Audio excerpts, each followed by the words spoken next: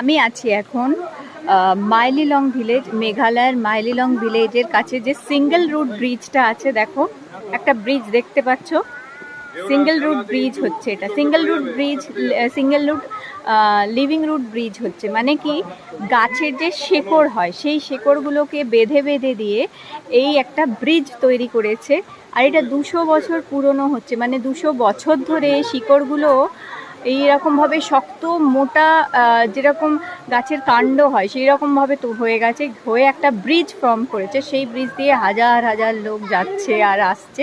এই ব্রিজ কিছুই হয় না, যত পুরনো হচ্ছে তত এই ব্রিজ কিন্তু শক্ত হয়ে যাচ্ছে, এই ব্রিজ তত হার্ড হচ্ছে।